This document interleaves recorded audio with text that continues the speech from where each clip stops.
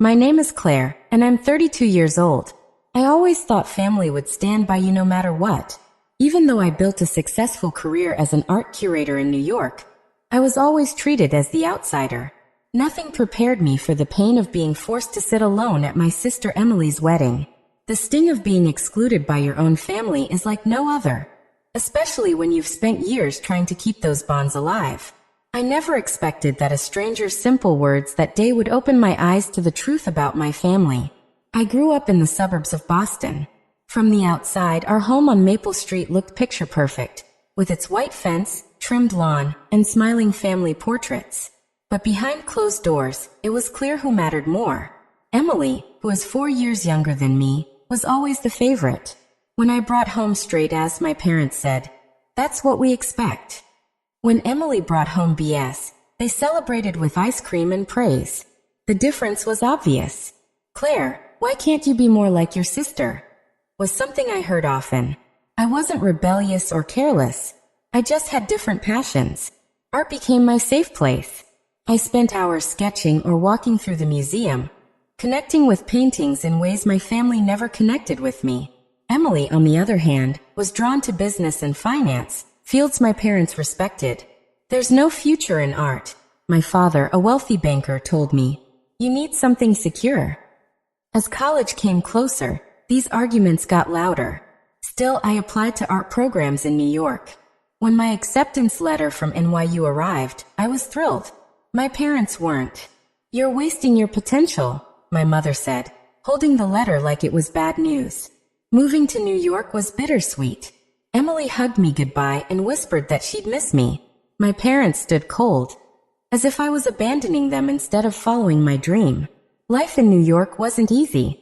I lived on ramen in a small apartment with 3 roommates, juggling part-time jobs while keeping up with my classes. I called home to share my progress, but my mother usually brushed me off, switching the topic to Emily's new internship or boyfriend. Still, I built my own life. After graduation, I landed a job at a small gallery in Chelsea. My hard work and eye for new talent helped me grow fast. By 28, I became the youngest curator at the Metropolitan Museum's Modern Art section. It even made the news. Emily sent me a short text. "Congrats. Mom and Dad saw it." That was it. No call, no visit. Meanwhile, Emily followed the family's chosen path, working at a financial firm, buying a condo near home, and fitting perfectly into their world. The first real betrayal happened when I was 25. I had saved money from my gallery job to study for a master's in art history. During a Christmas visit, Emily pulled me aside. "Can I borrow money for an investment?" "Just for a little while," she said. Against my better judgment, I gave her $12,000 from my education fund. Months passed, then a year. When I finally asked about repayment, the truth came out at a family dinner. "We told Emily she could use that money," my father said casually. "Your fund was just sitting there since you chose not to do a real degree." I sat in shock. I had worked night shifts to save that money. It wasn't just Emily who betrayed me. It was my parents too. Even after that, I still tried to stay connected. I called every month, sent gifts, and visited when I could. I thought time and effort could fix family bonds. But every meeting made me feel like an outsider. Then came the news. My sister Emily was engaged to Ryan Morgan, son of a wealthy Boston family with ties reaching New York, including the art world where I worked. When Emily called, her voice was unusually warm. "You'll be at the wedding, right?" "It wouldn't be the same without my big sister," she said. For a moment, I hoped this event might bring us closer. I didn't know this wedding would become the biggest sign of my family's exclusion, and strangely, my first step toward freedom. The invitation arrived on a Tuesday in a cream envelope with gold lettering. I traced the embossed flowers with my fingers, feeling nervous and excited. The card read, "Mr. and Mrs. Robert Wilson request the honor of your presence at the marriage of their daughter Emily Wilson to Ryan Alexander Morgan." After months of barely talking, this felt like a peace offering. I called Emily right away. "It's beautiful. I'm so happy for you," I told her. "Thanks," she replied, her voice distant again. "It's going to be the social event of the season. About 300 guests, including Dad's clients and Ryan's family connections." I hesitated, then asked, "Do you need help? I could come early to prepare." She quickly said, "That won't be necessary. Mom hired the best planner in Boston. Everything's organized." Even with the rejection, I stayed hopeful. The next weekend, I shopped for the perfect dress. I spent more than I should on a navy blue gown, elegant but not too flashy. Buying a gift was harder. My budget was tight after the dress. I wanted something meaningful. Through my museum contacts, I found a rare first edition art book with Boston landscapes Emily had always loved as a child. It cost me 3 months of skipped lunches. I told my colleague Sarah over drinks. She looked worried. "Just don't expect too much, Rose. People don't change overnight." I brushed it off. It's her wedding. Things will be different. I tried to stay involved. I emailed about helping with favors or seating charts. I asked Mom if I should attend a bridal shower. "Oh, it was just a small group of local friends," she said. "It would have been too much for you to travel twice." When I asked about the rehearsal dinner, she said, "It's only for the wedding party and close family," ignoring that I was close family. Each rejection stung, but I kept telling myself they meant well. 2 days before the wedding, I packed the gift and dress. I took the Thursday evening train from New York to Boston. I booked my own hotel room, not assuming I'd be included in family plans. On the way, Emily texted briefly, "Looking forward to seeing you. Everything's hectic here." I replied with excitement, offering help again. Hours later she answered, "We've got it covered. See you Saturday." Friday passed without an invite to any pre-wedding events. Through social media, I saw photos of my parents, Emily, Ryan, and even distant cousins at a dinner. Everyone was there except me. I stayed in my hotel, practicing my smile in the mirror, rehearsing kind words. The gift sat on the desk, wrapped in silver paper with a handwritten card. "Tomorrow will be different," I told myself. "Tomorrow I'll be part of the family again." Saturday morning was bright and perfect. I arrived at the church early, heart racing.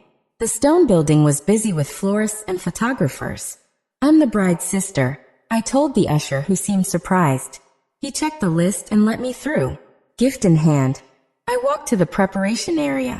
The place was filled with flowers, music, and people I didn't know. Everything looked perfect, just as Emily always wanted. Then I went to the seating cards. Elegant names written in gold. I searched the family section for Rose Wilson. Nothing. I checked again. Still nothing. "Looking for your seat?" a cheerful wedding coordinator asked. "Yes, I'm Rose Wilson, the bride's sister," I replied. Her smile weakened slightly as she checked her clipboard. "Ah, yes. You're at table 19. The cards for that table aren't out yet, but I'll make sure one is placed for you." I nodded, hiding my confusion. Family and close friends usually sat at tables under 10. Table 19 felt far away. Pushing aside the unease, I carried my gift to the bridal suite. Outside the door, I ran into my parents. My mother looked elegant in pale pink. My father looked sharp in his tuxedo. "Rose, you made it," my mother said, brushing my cheek with a quick kiss. Her eyes moved past me, as if searching for someone else. "Wouldn't miss it," I said warmly. "You both look great." "Your sister is almost ready," my father said, his tone stiff. "She's stressed, so keep your visit short." The warning stung, but I smiled and knocked on the door. Inside, Emily sat at a mirror while a makeup artist worked on her face. Our eyes met in the reflection, and for a moment I saw something unreadable. "You look beautiful," I said sincerely, placing my gift on the side table. "Thanks for coming, Rose," she answered. Her words were polite but cold, like talking to a stranger. "I brought you something," I said, gesturing to the package. "I'll open it later," she said, turning back to the mirror. "Family photos are in 10 minutes on the church steps." I waited for her to invite me. She didn't. After a long pause, I excused myself and went to the sanctuary. The ceremony was lovely. Emily glowed walking down the aisle on Dad's arm. Ryan looked at her with real love. I felt both happy for her and painfully lonely, sitting among strangers while my family filled the front row. After the ceremony, guests moved to the reception at a grand mansion with gardens. I followed the crowd.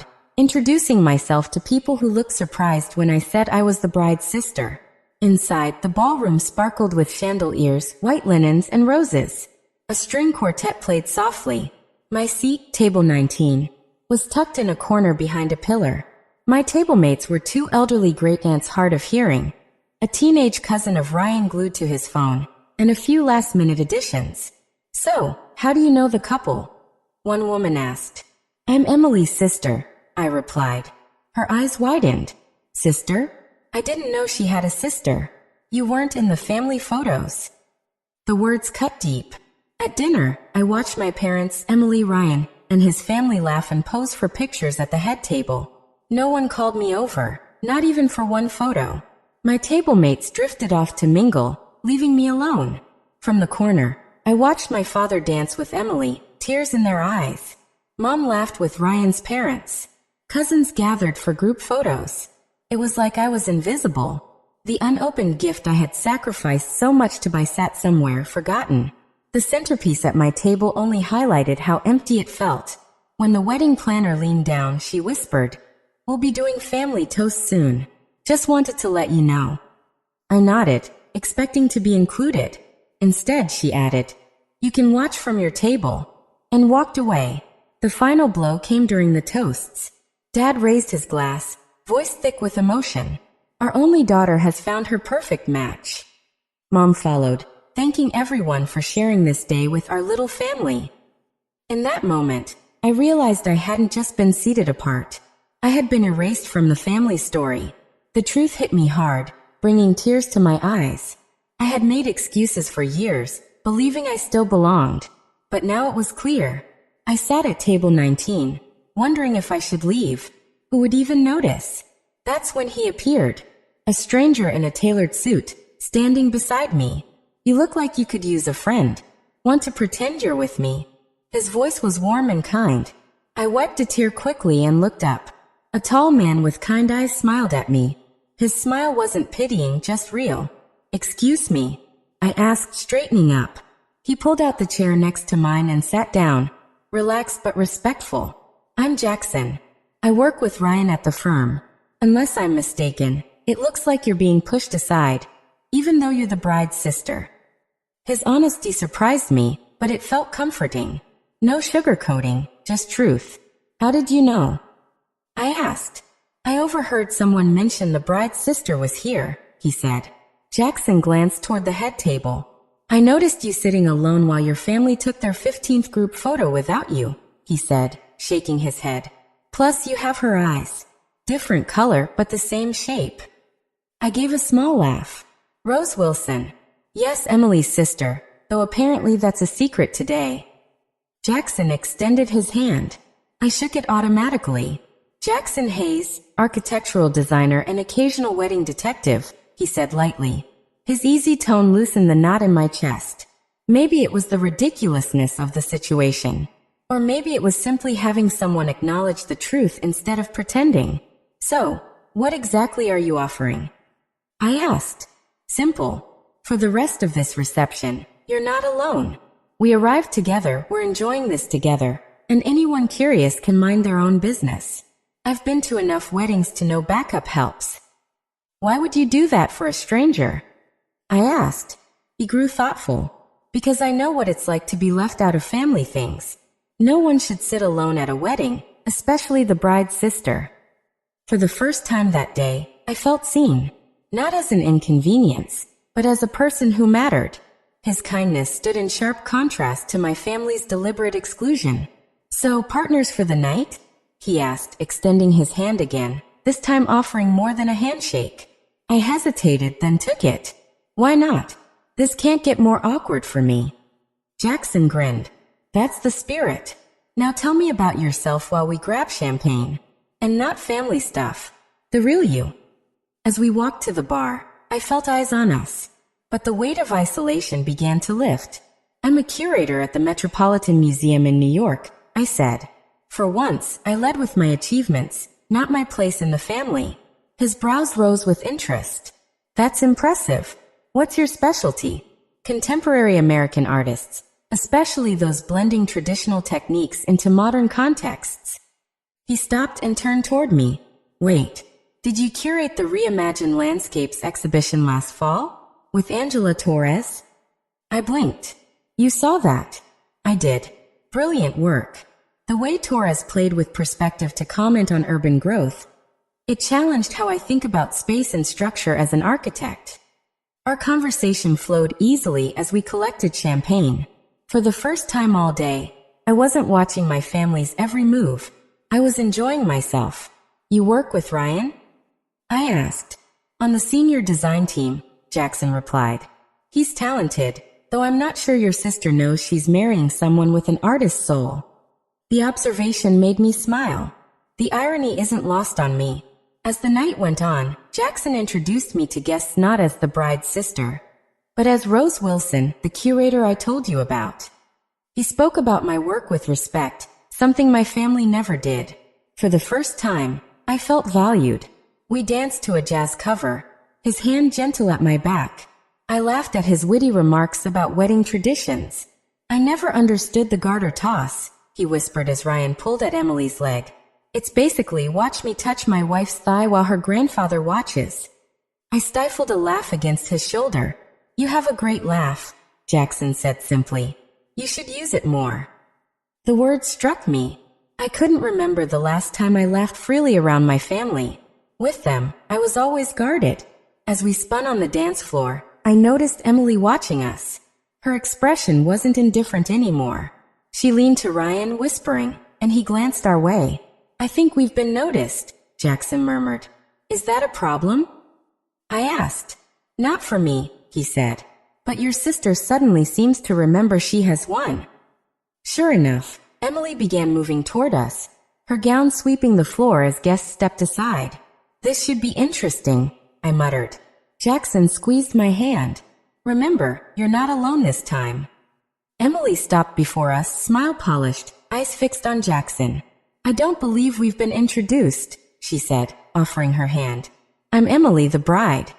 Jackson Hayes, he replied politely, shaking her hand, then slipping his arm back around my waist. Congratulations. Your sister was just telling me what a beautiful ceremony it was. The mention of sister made Emily's smile falter. Oh, was she? How nice. She glanced at me. Rose, I didn't realize you brought a date. The seating cards were already arranged. Her words implied my failure to mention. It caused my isolation at table 19. Predictable and infuriating. Jackson stepped in smoothly. I was admiring this venue's architecture. Tyler mentioned you chose it for its history. Yes, my husband's family has ties to the original builders, Emily said, her pride showing. Then with a shift, Jackson, I'd love to introduce you to some of our friends involved in Boston's development projects. I saw her intention clearly. Separate him from me and absorb him into her circle. She had done this countless times before. Before Jackson could respond, I spoke up. Actually, we were just discussing how historical architecture connects with modern design. His perspective as an architect aligns with my curatorial work. Emily's eyes narrowed. Your museum work. I didn't know architects visited art museums so much. Any real architect studies art, Jackson replied easily. In fact, I went to Rose's exhibition at the Met last fall. It was brilliant. I'm surprised you didn't mention it, given how big it was. Emily's surprise was obvious. You had an exhibition at the Metropolitan Museum? The fact she didn't know one of my greatest achievements said everything. Jackson looked between us. The New York Times called it groundbreaking, he added softly, not to brag, but to expose the truth. Emily quickly covered. Well, we've been so busy with wedding planning and careers. At the wedding reception, I sat alone while my family took their 15th group photo without me. Then someone noticed me. He was tall, confident, and smiling. I'm Jackson Hayes, he said, offering his hand. Architect, part-time wedding detective. You look like you could use backup. I shook his hand, surprised. Rosalie Wilson, I replied quietly. He leaned closer. For the rest of tonight, you're not alone. We came together, we'll enjoy this together. And anyone curious can mind their own business. I almost laughed at his boldness, but something about him felt easy. I agreed. He treated me like I mattered, not like an outsider. We got champagne, and for the first time that day, I spoke about myself, not about being Amanda's sister. I'm a curator at the Metropolitan Museum, I said. Jackson's eyebrows lifted. That's impressive. Did you curate the Torres exhibition last fall? That was brilliant. I was shocked he knew my work. He spoke with genuine interest and our conversation flowed. I felt seen. When we danced, I even laughed at his jokes about wedding traditions. You have a great laugh, he said softly. You should use it more. For years, I had never laughed freely at family events. With Jackson, I did. But Amanda noticed. Her eyes followed us. Soon she walked over, her gown sweeping across the floor. She greeted Jackson warmly, pretending not to see me. Jackson didn't let it slide. He introduced me proudly as Rosalie Wilson, museum curator, highlighting my work. Amanda looked startled. Her tone turned sharp when she asked why I had brought a date without telling her. Jackson smoothly shifted the subject, praising the architecture of the venue. Amanda, annoyed, tried to pull him into her circle. Before she could, I spoke. Actually, we were just talking about how his work connects with my exhibitions. Jackson backed me up, even mentioning my major show at the Met. Amanda was stunned. She hadn't even known about it. That moment cut deep. My own sister didn't know one of the most important parts of my life. Then the truth spilled. My parents admitted I had been seated alone to avoid complications with their important guests. Amanda snapped, revealing her jealousy. She always gets the attention when she's around, she said. This weekend was supposed to be about me. The whole room fell silent. Guests stared, shocked. Tyler, her new husband, looked at her differently, realizing what was happening. I finally spoke my truth. I spent my life trying to earn your approval. I supported you, celebrated you, defended you. Today, I came here hoping things had changed. But all I wanted was equal treatment, to be seen as family. My father looked away. My mother's eyes filled with regret. Amanda looked torn, her mask slipping. In that moment, I felt strangely calm. I no longer needed their approval. I chose to leave, but not in anger. Jackson walked with me. Outside, under the evening sky, I felt lighter. For the first time in years, I had spoken my truth. Later, Jackson and I became friends, then more. Amanda eventually called apologizing. My parents slowly softened too. It wasn't perfect, but small steps were made. A year later, I hosted Thanksgiving in my apartment. Jackson was there, along with Amanda and Tyler, and some of my closest friends. Looking around my table, I realized something. True belonging isn't about forcing yourself into places where you're not wanted. It's about creating spaces where you and others can be real, imperfect, and still accepted.